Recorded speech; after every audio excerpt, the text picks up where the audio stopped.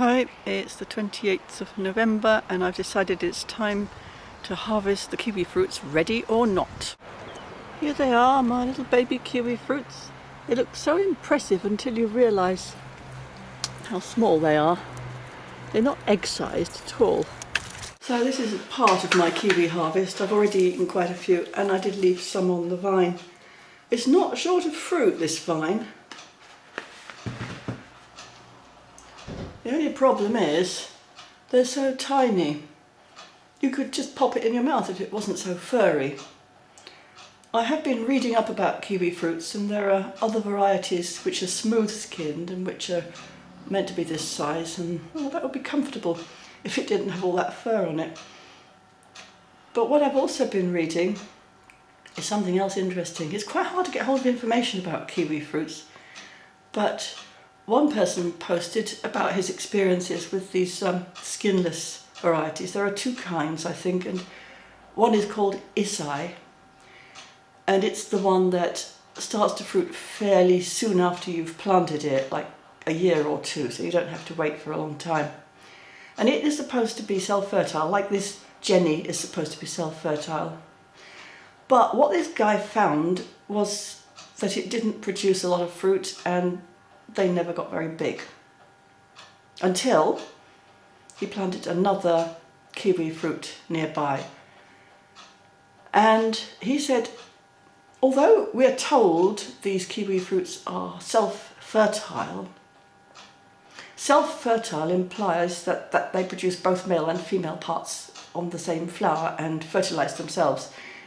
But he's saying they're not actually self-fertile, they're parthenogenic, which means they produce the fruit, but the fruit are actually sterile. There's no fertilisation going on at all.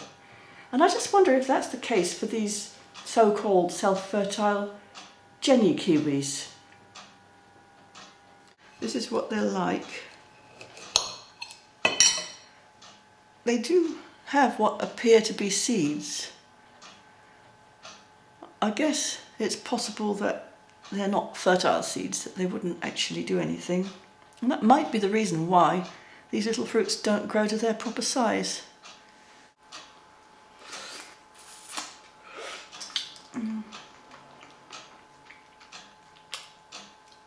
Little bits of skin.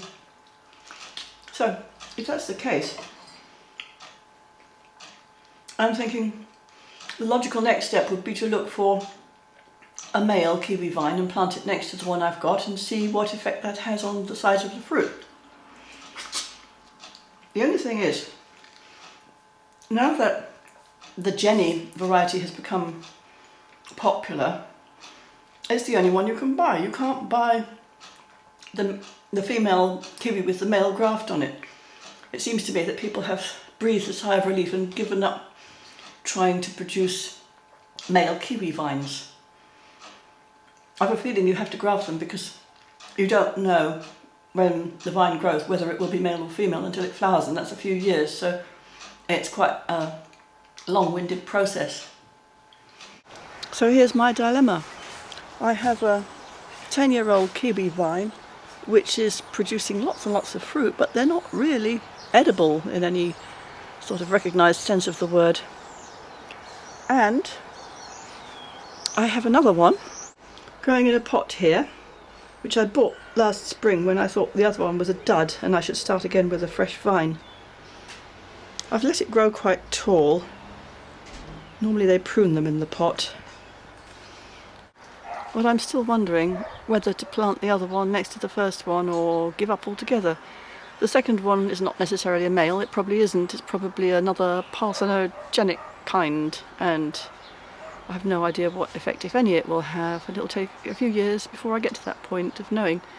And where will I plant it? See, there on the left I've got my current kiwi. On the right there's a loganberry, I think it is, which we'd have to dig up if we were going to plant another kiwi on the opposite side of this arch. And if we didn't plant it there, where else? Because there are plants everywhere. Something would have to go to make room. And is it worth it? So this is why I really need to come across someone who knows about kiwi fruit in the UK, who has not just bred plants and sold them on, but who's grown them and been successful. I really need more information. Anyone?